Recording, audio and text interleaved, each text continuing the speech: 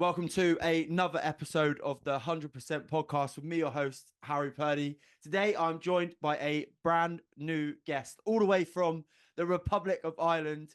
He is a mindset and movement coach, MMA fighter, all round fucking big up motivational personality online in the fitness space. Welcome to the podcast, Mr. Jason Kearns. Harry, how things? Excited Oh, to be here. mate, it's really good to speak to you. I've been looking at your content, love it. It draws people in. I can see the motivation, the passion to make a difference in the fitness world, and we're definitely aligned on those two fronts. Yeah, no, 100%. Well, either draws people in or pushes them away, one or the other. I mean, that's the big thing about social media, right? You've got to make people have an opinion, and I think definitely with the content that you put out there, you definitely do so. Yeah, no, 100%. I stick to my guns. Like, not everyone agrees with it, but I suppose those who are behind me, like a very tight tribe that way.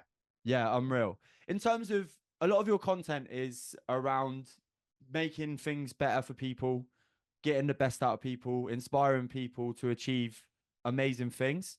And some of your content as well refers back to like the red flags in the fitness industry and the things that people should avoid doing when they start their fitness journeys and all those kind of things. Did you go through challenges at the start of your fitness journey? Yeah, 100%. I suppose I've kind of been through all the challenges, like taking it right back to being in school. I would have been kind of, the small, skinny guy, like very insecure. Would have almost turned to food then as a bit of a crutch, and I suppose almost ended up like skinny fat, like out of shape, but still not actually that big. I was probably then, yeah, like third year of college. I was about probably 19, 20 before I got into the gym. Um, then I suppose turned my addiction to that, like got obsessed with that, got obsessed with trying to be bigger. But I was also very sporty, I was trying to like be athletic as well. I played football and stuff at that time. And I kind of just crippled myself, like trying to train like a bodybuilder, but almost still play football and be functional. Um, and yeah, I suppose I almost built a obsessive relationship with it then. Was very obsessive with food. Like wouldn't eat things my mother cooked for me because I couldn't track them fully. Yeah, like completely over the top, unhealthy in the opposite direction. Um, I suppose then in the years after that, I actually fell into a very bad place with my mental health. Ended up drinking like 4, 5, 6 days a week. Ended up like crippled with anxiety, depression, suicidal. Ended up trying to take my own life at one point. And then the funny thing about that was I probably wasn't in the worst place physically at that point in my life. Like as in people like looked at me and said, yeah, that guy's in decent shape. But mentally like was not in anywhere near good shape. So that's kind of where my whole ethos comes from, in that I think like the fitness industry is kind of fucked. I think it's completely backwards. Everyone says, go exercise and everything will be okay. Like your mental health will be okay. But I kind of think it's actually the other way around. Like, what if we actually fix the head first, and then like all the other stuff shouldn't actually be a fucking chore. Like it shouldn't be hard. It shouldn't be hard to eat good food. It shouldn't be hard to stay in shape. It shouldn't be hard to have like a good relationship with alcohol, a good relationship with food. Like none of that stuff should actually be a chore. And I think when it is, and when you do these meal plans and these extreme things, and what's almost kind of the norm in the fitness industry now, I think it's just it's pasting over the cracks. It's just going from one kind of addiction to the next, and something that I suppose it's always said in the industry, you can't out train a bad diet, and it's pretty true. Like you can't, but I think it actually goes one further. You can't out diet a bad mindset, Mate. and that's definitely where I was for many years. Like a bad mindset, really struggling, tried to out train it, tried to out diet it, but never actually fixed the one thing that was wrong, which was my fucking head. Mm. It's really interesting because I do go through. I think the argument is a little bit personally. I think the argument can flip. Like the what came first, the chicken or the egg? Yeah. Like, what do you need to handle first? Do you need to handle your physical health to support your mental health, or do you need to handle your mental health first to then support your physical health? And I think obviously for every individual is different, and what they need to handle is different, and all those kind of things first. But without that mindset of wanting to get something done for you specifically, not just because you're trying to run away from something, but because you want to do it for you, because you want to feel better, normally that's where I'll end up. But like back to is okay, no, actually, if the mind's not fixed, then the body is it's almost a secondary. Yeah, no, 100%. And I mean, don't get me wrong, like, is exercise a crucial part of a healthy life and a healthy mindset? Yeah, 100%. It massively helps, like, yourself, you exercise, you release the feel good hormone, like, you never regret it.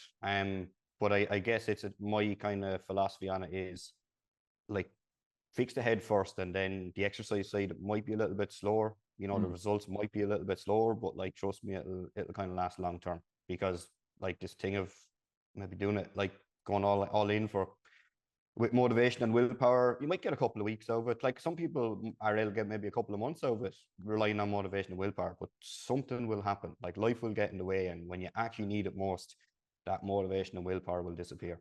And that's kind of what I'm trying to help people see, that like, if we put the things in place to work around the mindset, um, when the going gets tough, like, we can actually still stay on track.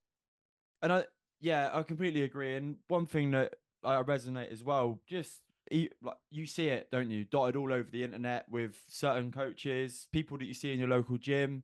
You can kind of see the unhealthy elements of their training that they're in in the deep end at, with regards to the fact that they are genuinely only training for aesthetics. They're doing it to take photos in front of the mirror every time. There's nothing really performance based about what they're doing with their training, which I think personally is the biggest thing why I've got so much progress in my journey, because everything that I've trained for has had some kind of performance element to it. I've had to train for something. But if it is just because you want a bigger ass, bigger six pack, you want to see every single muscle and vein in your body just to take a photo, is that really the right way to be training?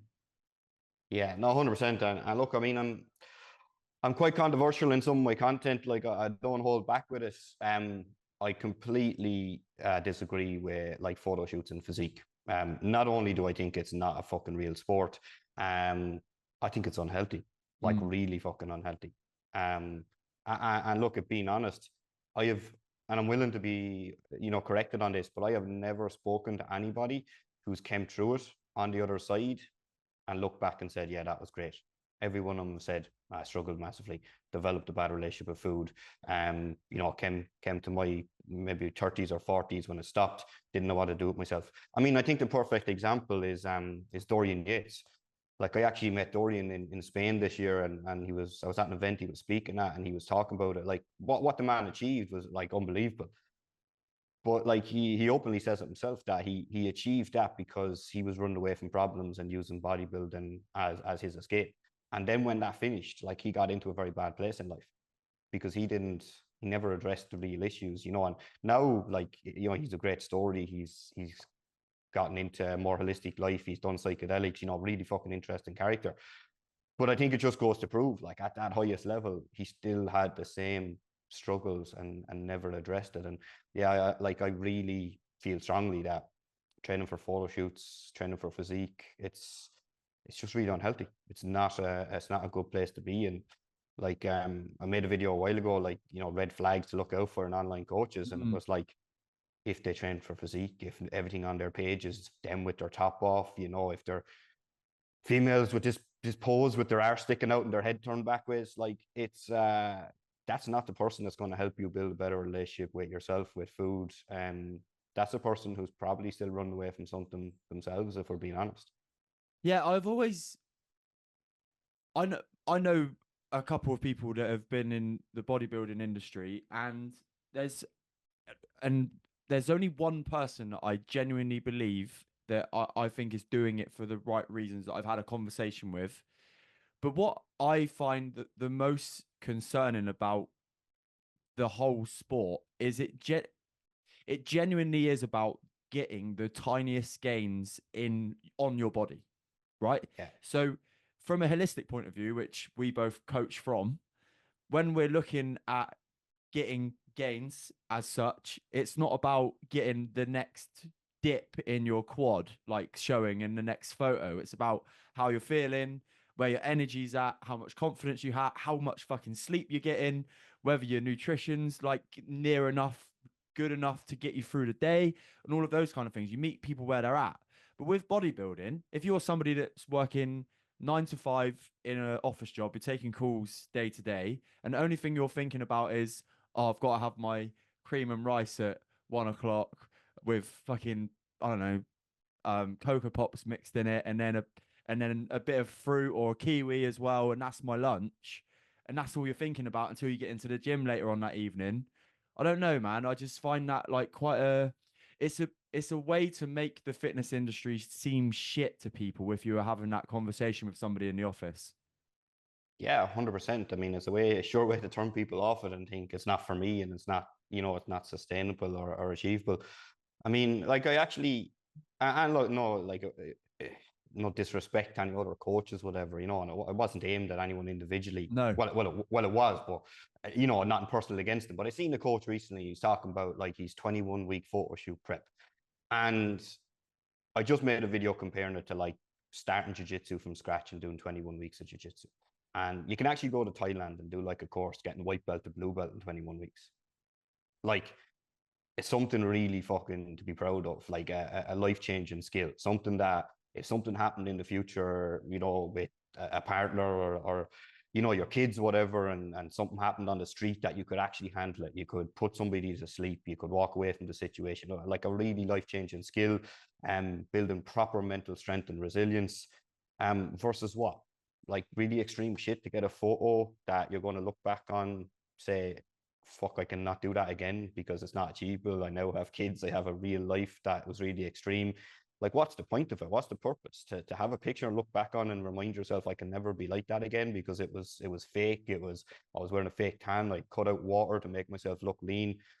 To me, it doesn't make sense. Like, Yeah, and I think the argument as well is when you or the argument that some people would say is that when you go to that elite level of that industry, so bodybuilding competitions, UK, worlds, all those kind of things, you compare it to somebody like Michael Jordan, for example, or Cristiano Ronaldo. You could look at their habits when they were at the top of their sport and go, fuck me, they weren't, or that like Ronaldo still, however old he is, scoring 900 career goals. His routine is the same every day. Like he'll get up, he'll swim, his diet is the same. It's like fish and vegetables for breakfast, blah, blah. You could go through it. Michael Jordan, it didn't matter what he was competing in, whether he was throwing paper in a bin, as we've all seen on The Last Dance, to the gambling impact that winning had on his mentality and how he wouldn't be able to walk away from a roulette table or a poker table unless he felt that he'd at least broke even and all those kind of negative impacts. When you get to that elite level of sport, let's just say, I think that's like almost to be expected. You're gonna have some form of unhealthy relationship with the sport in loose yeah, terms that you're in. One thing that's concerning is that like some of the competitions that you see bodybuilders go to, on the flip side, compare that to me at grassroots football level. That's the level that it's at, right? But the yeah, extremities that these people have to go to just get on a grassroots stage is pretty yeah, fucking nutty. yeah, 100%. And for some of them, they're not even getting on a stage; they're just getting a fucking photograph, Yeah. and they're doing water cuts and stuff. I mean, like I've done water cuts to make weight for MMA fights, and it's just about worth it. Like just about worth it. Like to do it for a physique aspect to me is fucking insane. Mm. Like unhealthy. Like in terms of martial arts and weight cuts, I wish it was all just cut out. I wish people fought at their proper weight and the water cutting thing was gone. It's unhealthy, but look, it's part of the sport. People always try to get an advantage. To do it for like physique reasons, just to me it doesn't make sense. And I think then it carries over into like you said, at a lower level, at a grassroots level, into people's normal life where they think this is normal. I mean, one time I went to and it was basically like an end of year event, and it was at a pool party, just for it was basically a J team that I was playing for when I was abroad. And one guy done a water cut as if he was doing a photo shoot to just get a photo at the start of that weekend to put on his Instagram. And Wow. then he was going drink. He was going drinking all weekend, like dehydrated as fuck. Like that shit is really dangerous. But the reason he has done that is literally because of the fitness industry and promoting photo shoots and how this is normal and this is how you're supposed to look and you shouldn't get a picture if you don't look like this. And yeah, for me, it's just it's really unhealthy. You know, it's developing a bad relationship with people's food, with their body. You know, it's portraying this thing that's normal. Then that, like, being honest, it's not normal. People don't look like that all the time. You know. Yeah, 1,000,000%. I think we skirted over one of the biggest things that you said in your kind of intro to the pod, mate. And I think it's important that we talk about you. This is your episode of the 100% podcast. You got yourself into a bit of a state in life with the anxiety, the depression, and then what going to take your own life and feeling like you wanted to take your own life. I don't want to talk about what got you there because I think everyone knows the things that can get men and people in that situation in life. I'd love to know the things that you started to do to get yourself out of that hole to somebody now who's inspiring thousands of people online. Yeah, I suppose to talk a bit how I did get there, because I think it's a topic that's maybe misunderstood as well. And like personally, as well as the fitness industry being a bit fucked, like I think the mental health, I don't even like say industry, but topic is a little bit fucked as well, because there's never been more awareness, there's never been more funding, but yet there's never been higher suicides. Mm. So something's wrong, you know, something's not working. Um, I guess for me, there's two types of depression. One is something bad has happened in life, you know, like somebody's maybe lost a child or a partner passed away, and you know, a really difficult thing to deal with. That's kind of like an inability to deal with challenge. They don't know how to cope. The other one is probably more actually what I had, where I didn't know what was wrong. I had qualified from college as a teacher. I had a good job. I had a nice car. I had a great partner. I had everything in life that you're supposed to tick in terms of the boxes. But yeah, every weekend I was drinking heavy. I was trying to escape my life. I didn't really know why I was trying to escape my life. You know, in theory, had everything. And I was just, yeah, stuck in this cycle of like not wanting to be here, but also not knowing why. And I think that's the scary kind of depression, because you don't know what's wrong. So it's very hard to fix it. I think really what people need to understand what's wrong is that I didn't have a purpose. I didn't have a real reason. I didn't have goals. I didn't have, you know, I didn't have a mission. Didn't know what I was doing with my life.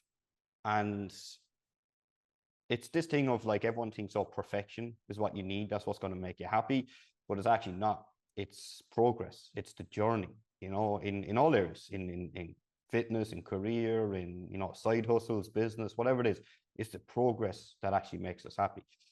So I think the biggest thing that got me out of it wasn't talking about it. Like everyone says, oh, just talk about it and be okay. I actually kind of disagree on that. I think talking about it, it's obviously a positive thing, but it's not really enough either. You need to learn how to take action. And taking action for me started with like very simple things, journaling, and not like this thing of fucking writing down all your feelings, which are negative anyway. Like templated journaling, focusing on the positive, focusing on the wins. What things did I do today that I can actually be proud of? Completely laughed at meditation back then, thought it was the thing fucking hippies do. Now it's part of my life. Like I don't go a day without it. Meditation definitely played a huge part in getting out of it. Breath work, ice baths, you know, sauna, little things like this, little things that we like we can actually take charge of on a daily basis to make ourselves feel better. And then when you start to make yourself feel better, like doing other things, like, you know, the exercise, like getting into martial arts, that all came. Definitely getting into martial arts played a big part in you know, bringing myself back from that, because it kind of gave me a real purpose, like a real mission. I never intended to fight professionally. That wasn't really the plan when I started it. I just wanted to try something different, but I fell in love with it, and that just kind of happened. Um, but yeah, it goes back to like what I was saying there. It's the journey, it's the progress. People think, oh, I'll be happy when X, Y, Z. You won't. Like, you know, I had everything that I was supposed to be happy with, and I wasn't, because I wasn't on a journey that I enjoyed. There, like, it goes back to the whole thing of there's no like happy ending to an unhappy journey, and Million it's so percent. true. Like there's not. So I think the biggest takeaway that I would give to someone who's kind of in the same position or struggling is that like medication isn't actually going to solve it. It might help a little bit for a while. It did for me. But talking's not going to solve it. Again, it might help to get it off your chest. But the real thing that's going to solve it is taking action. And that action is different for different people, but like 100% a good place to start for everybody, I feel, would be cold water therapy, journaling, and some form of meditation or breath work. If you bring like 5-10 minutes of each of those into your day, you're talking about 20-30 minutes total, your life will get significantly better. I could not have put any of that better myself. It's yeah, insane. And like we say, it's one of those things, isn't it? And it's almost like I'm not going to say that it is, but there's almost a part of my brain now that there's too much emphasis on the awareness around mental health now. And in terms of like, it's okay to be X, Y, and Z, there's no, it's not a popular thing to speak about what we will speak about today on the podcast from the NHS, right? The NHS will tell Yeah. you to get talking therapy, go and see your GP. And actually, when you break it down and you ask yourself, especially as a man, and it does help women as well, having goals and all those kind of things, but I think especially as a man, and when I look back at my breakdown in 2020 on Christmas Day, what was I aiming towards at that time? Fuck all. What, like, seriously, nothing. So I was literally just going around in that same loop pattern of I'm waking up, I'm feeling like shit. I don't know why. As you quite rightly said, when you don't know why, it can make it a bit, because I had everything, great family, again, good girlfriend. Um, I was active enough, but just something was missing with regards to, and I know exactly what it is now. And the other thing that related really nicely is the looking for perfection, like thinking that you may have a goal that you want to start or a place that you want to go to, and not starting it because you think that it's not going to be perfect. For anybody who wants to do that comparison, just go back and watch Joe Rogan's first podcast, or listen to Chris Williamson's first podcast, or look at Mr. Beast's first YouTube video. They're Yeah. certainly not fucking perfect. And now, even after 20,000 plus downloads on this podcast, it's nowhere near still perfect. I don't have every guest face to face, unfortunately. I still use Zoom. Sometimes I'm a little bit late with getting my content out, but I am still relentlessly consistent every Friday. Like, and nothing will change that. And I don't think, I think the podcast has been a huge change of my focus and helped me change my focus. But there's been so many other elements, like you said as well, all of the things with regards to wellness, cold baths, journaling, meditation, sticking myself into events that I never thought I could complete. The same with you and your MMA. Did that MMA journey for you have a big impact on your mental resilience as well?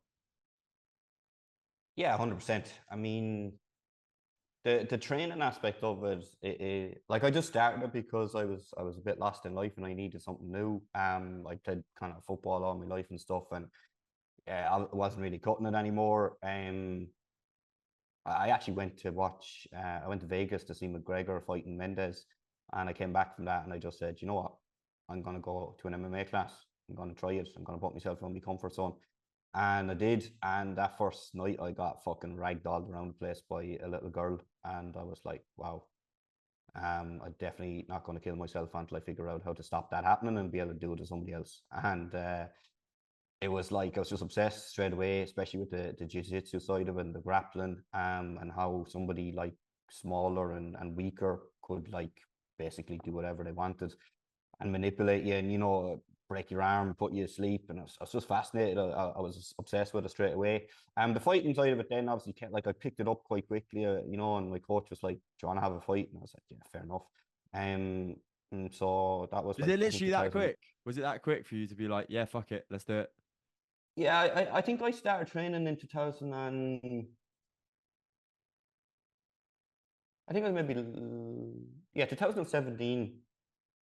I went to a couple of classes and then I moved to Dubai as a teacher, and then I just went back to drinking and like got really out of hand with drinking because I fell back into a bad place in life.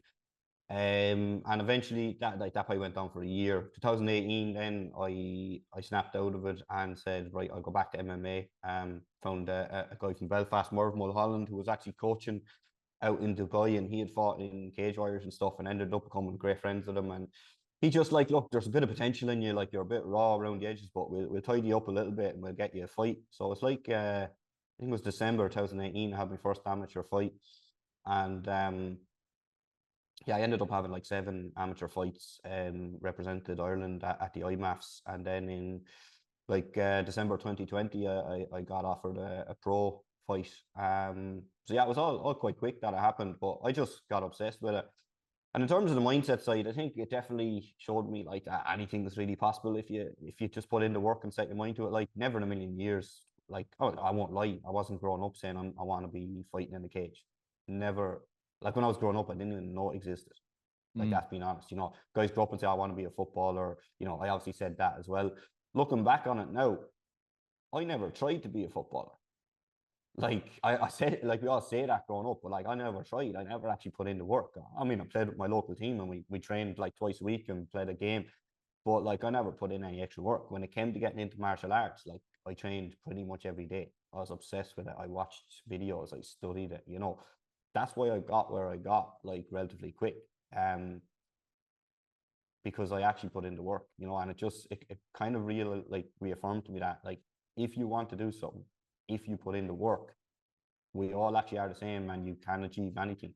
But it's like get clear on what you want to put the work into, what you want to actually achieve. And the MMA just kind of happened for me. Obviously, then from a mental aspect, there's probably not much tougher in life than getting into a cage, getting the cage locked behind you and just fighting another man. You Mm. know, so yeah, I mean that confidence carried across into life. Yeah, 100%. Like, and I try and encourage a lot of my clients to start jiu-jitsu. I think it's the gentle martial art. You don't have to get punched in the face if you don't want to, but you're still learning a really like life-changing skill. And people ask me like, does jiu-jitsu give you confidence? And I say like 100% it gives confidence in life, because if I walk into any room, I know that I can like kick the shit out of 95% of the people in the room, put them asleep. Nothing's going to happen. The other 5% that I can't, I know they're also trained and they're not going to start anything. And that gives an unbelievable sense of confidence to walk into any room knowing that anyone who can actually handle himself in here is not going to kick off, and anyone else that kicks off, I can handle. Yeah. So, my anxiety levels like instantly dropped just from knowing that. Yeah, it's bizarre, isn't it? Because that would definitely tap into the like Homo sapien brain, if you like, and having that emphasis, no matter whether we like it or not, there's still parts of our brain that come from like the caveman era, right? And Yeah, and that's no like that's just everybody. And when you're in a room full of fellas who are like wired up on booze or whatever else they're taking, that there's a chance that like something could kick off, right? But knowing that in your back, I think every fella in their right mind would probably say, "Oh yeah, I can look after myself." But actually, can you? yeah, If somebody's yeah. like, "Yeah, yeah, yeah, They can't. Like that's the truth of it. I yeah, thought I could when I was back when I was drinking. I thought I was, I fairness. No point in denying it. Like I got into a few scraps and stuff, just basically melting off because I was insecure and trying to hide behind it. Now I understand that like true confidence is not having to tell anyone about it. Just yeah, actually be 100%." confident. And yeah, it's funny because some of my friends, like some guys who don't train jiu-jitsu or anything, still think that they can handle themselves just because they're maybe a big guy. But yet, like a guy comes to jiu-jitsu for his first class who's literally like 110 kg bodybuilder, built like a shit house, and he gets fucked around the place by like a 60 kilo lad. And you can, it goes one of two ways. That guy never comes back, or that bodybuilder guy, you can see his ego just leave his body and his life changes from then on. But yeah, for some reason, some people who've never set foot in like a martial arts gym will still in their head think, yeah, no, I can handle it. I can do it just because the guy's maybe a bit smaller or a bit bigger or whatever. I can handle myself, and I'm like, it's a dangerous fucking mindset to have. Like a really like somebody can snap your arm, somebody could snap your leg in a matter of seconds, and you literally won't even know what's happened. Mm. It's crazy. What's important for the listeners here on the 100% podcast today is just to remind them that that's obviously the extreme levels of going and building Yeah, resilience, right? And one thing that I think is really important for people to think about today, off the back of that main point that you've made there, with regards to going and proving yourself wrong, having the ego leave your body, no matter what element of exercise, training, diet, mindset challenge that you have right now, what's the thing that you're avoiding? That would be the question. What's the one thing that you're avoiding that you think can potentially be benefit to you? Is it you tell yourself that you hate running? Is it you tell yourself that you hate the gym? Is it you tell yourself that you hate even like somebody like me 12 months ago, like my depth on my squat I couldn't get, and I'd tell myself that I'd hate putting in the mobility work and the stretching. Guess what? mm, You do the fucking stretching, the mobility work, your squats get better, right? yeah, And then yeah, that can lead into everything else. And I think when you physically say or verbally say out loud to somebody that you hate something that they're doing for their benefit, well-being, whatever, really have a listen to why you're saying you hate it. That would be what I think the takeaway from what you've just said would be. yeah, 100%. And it's like, for example, like I coach a good few female clients as well, and a good few of them now I've encouraged to just go and try jiu-jitsu. Like not force them into it, just in like just go to one class Mm. and tell me what you think about it. And they've all become obsessed. It's like it's helped them obviously with confidence to actually like as a female to be able to handle yourself. Um and they're not competing, they're not going fighting, they're just training and they love it. It's I think for a lot of females as well, they grow up not really being into sport. You know, if they didn't play football or whatever, there wasn't really much else going on. You know, there's just I was like kind of football or nothing. And there's a couple of females that I coach now who've gotten into jiu-jitsu, and it's been life changing for them because their whole life had revolved around like training being about aesthetics, and that's what they thought. They're like, oh, they've had really bad, body confidence issues and stuff. Where like now I've one girl, and she used to hate her legs like her whole life, and she really suffered like with bad body image and her mental health and stuff. And now she like we completely took the emphasis off training to get into better shape, right? And it was like get training to get stronger for jiu-jitsu. She loves jiu-jitsu, and now she fucking loves her legs because she's in there using them to triangle choke lads like twice her size. And as a result, she's actually in unbelievable shape now, like the best shape she's Wow, yeah. ever been in her whole life. But it's because we stopped training to get in better shape. We started training to perform better. And as a result, she now looks better. Like I have never met anybody who trains in like for performance, really fucking enjoys what they do, doesn't find it a chore, and is in bad shape. It just doesn't happen. Like take the focus off getting in shape, and usually you'll get in shape. Yeah, it's like finding that thing that you love that makes it easy, right? For Yeah. for myself, I've said on the podcast before, weightlifting, football, running, they're the three things. Without them three, probably exercise would be a chore for me. But I've got three absolute bankers that are going to guarantee me 5 training sessions a week without me even needing to think about it. Yours, jiu-jitsu, weightlifting, what else? Yeah, so me, it's really jiu-jitsu, weightlifting. It's kind of like jiu-jitsu is my main thing. I love martial arts. Like still train a bit of striking and stuff as well. Um, but it's just like the strength. Then like everything I do in terms of strength now is very functional. It's like about movement patterns. It's about functional strength, and I do it so I can train jiu-jitsu and stay injury free. And then it's not a chore. Being honest, like I've always enjoyed the gym over the years, but I don't know would I still be at it if it wasn't for martial arts. If I didn't have a reason to do it, like if I was just doing it to like get in better shape like I used to be, I don't think I'd still be at it. I think in my thirties now it would have faded away and I'd find it a real challenge and a real chore. And I think that's where most people fall down. They don't actually have a reason to do it outside of like losing weight or getting in shape. And like let's be honest, nobody ever wakes up in the morning excited about losing body fat. It's not that exciting. Yeah, it's so true. It's such a great point. What do you see when I think it's important to emphasize what it is that people mainly get wrong when they're coming into the fitness world for the first time as somebody that's like, right, I've woken up today. I'm like, I'm gonna go and fucking smash it. I want to drop weight. I want to build muscle. I want to get fitter, get leaner, get healthier, mentally and physically. What do you see people do wrong when they or start to do and get wrong when they come into that world?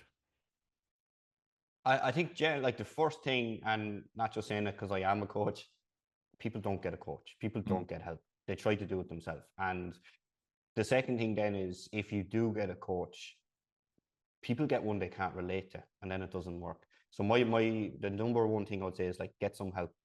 You can't do this alone. If you could, you wouldn't fucking be in the position you're in anyway. You wouldn't be out of shape. You wouldn't, it's not that easy. And it's okay for it not to be that easy. It's not something we were educated properly on in school.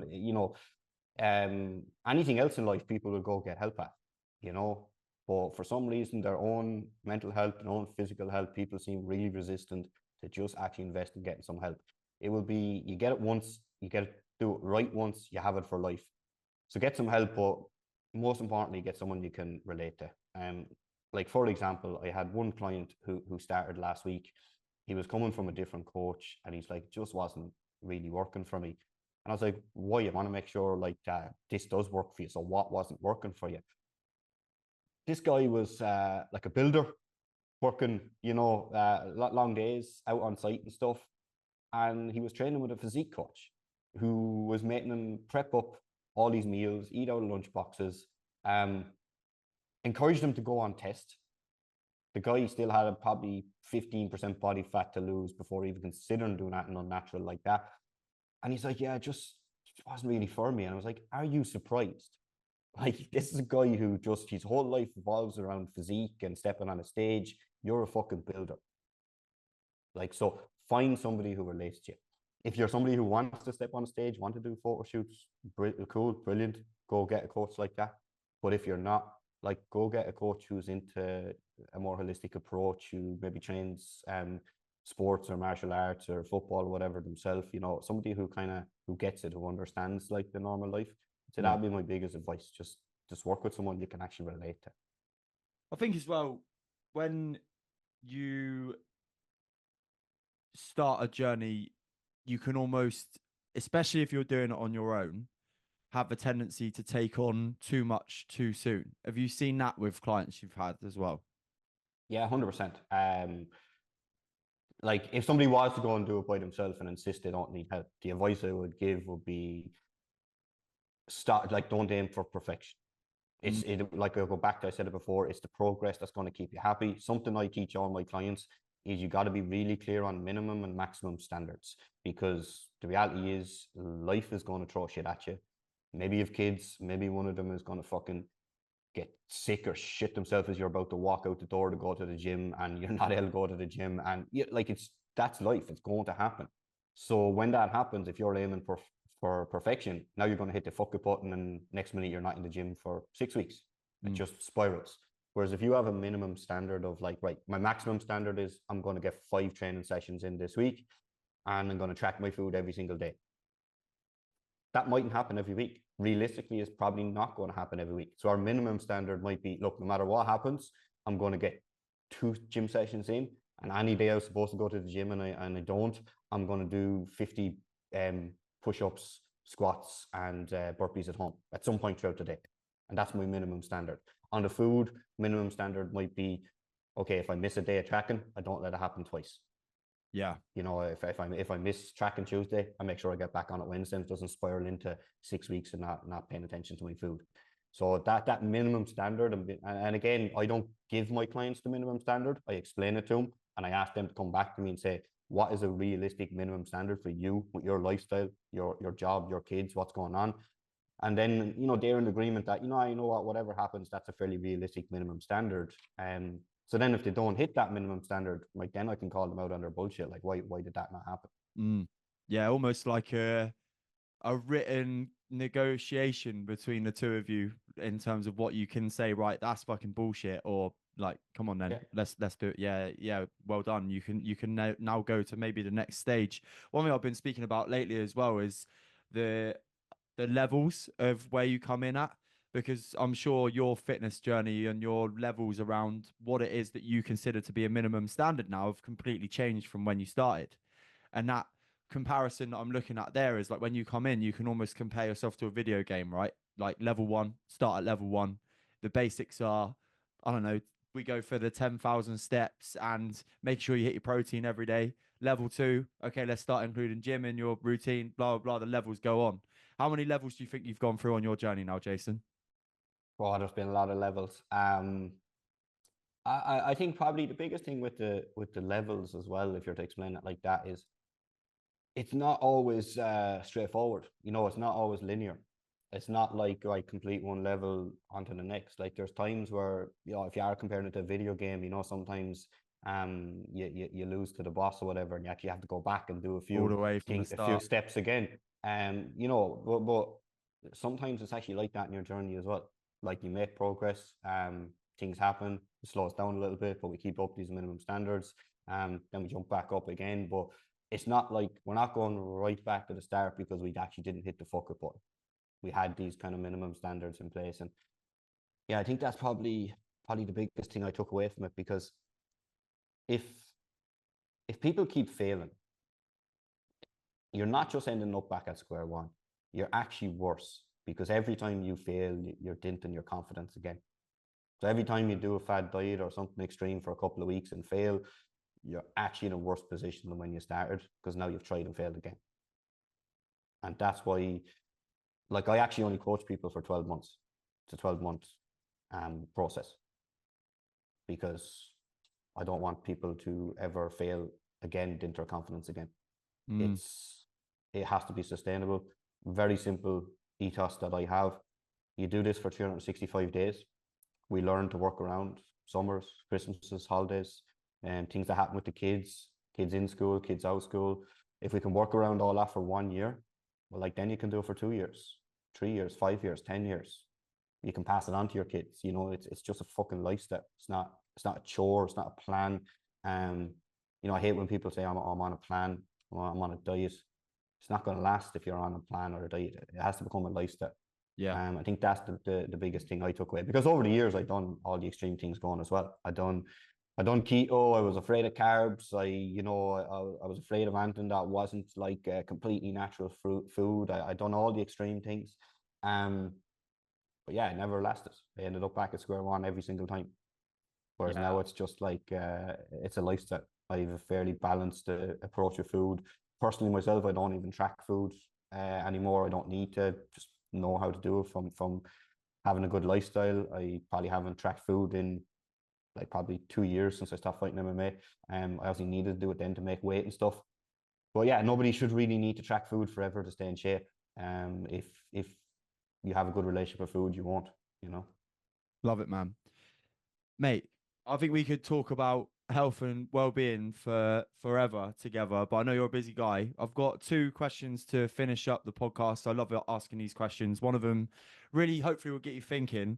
The first one though, Jace, we spoke about many different elements of the tools that you can use to be the best version of yourself, the 100% version of yourself. And I love asking this question to the guests I have on the show. If you was to choose and you could only choose three of those positive habits that you do on a weekly, daily basis for the rest of your life, what three of them would you choose? I would choose journaling, meditation slash breathwork, and jiu-jitsu. We've done it easy. The man done it easy. He knows his non-negotiables. Love that. Why just on the breath work and meditation, why that one specifically? What is the one benefit that you have noticed in yourself from doing that? Yeah, so I suppose like going right back to all the struggles I had, most of it was caused by having ADHD that I didn't know I had. I only realized I had it later in life as an adult. I was probably 29. And I think it's, yeah, 100% if you're in any way like neurodiverse, um, you lack dopamine.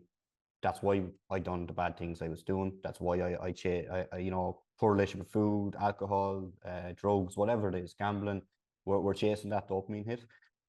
For me, meditation, breath work It's the simplest, cheapest, cleanest, little bit of dopamine hit, clearing the mind that we can get. I didn't realize at the time, the things I was doing with the journaling, the meditation, the jiu-jitsu, all that. But like I was kind of getting a handle on my ADHD without knowing that I even had it. Now that I know it, and I went away and became a certified ADHD coach and stuff and fully understand it, I'm like, now it makes sense. Mm.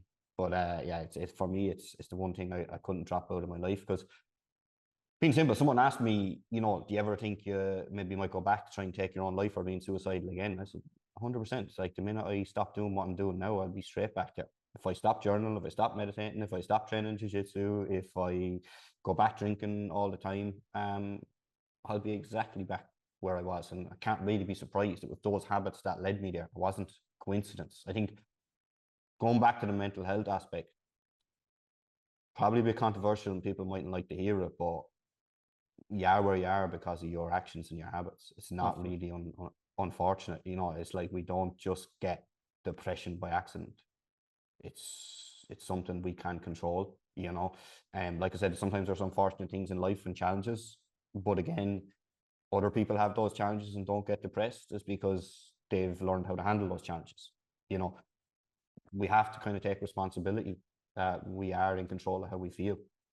That's why I do those things, and that's why I wouldn't. I suppose I wouldn't be able to survive or function properly without them, because I wouldn't feel good. Simple as. Great point, mate. Final question for today's podcast with yourself, Jace, is what is the greatest bit of advice you've ever been given? Greatest bit of advice I've ever been given. Fitness related or not fitness related? Do both if you want. Do one fitness, one mindset if you want to. I think the best bit of advice I was given in just in life in general was that the first property you buy is not your property. It's an investment. And I see so many people around like my age, in their late 20s. I'm in my 30s now, but they're obsessed with like, I need to get this big house, I need to have this 30-something year mortgage, and that's what's going to make me successful. It's not.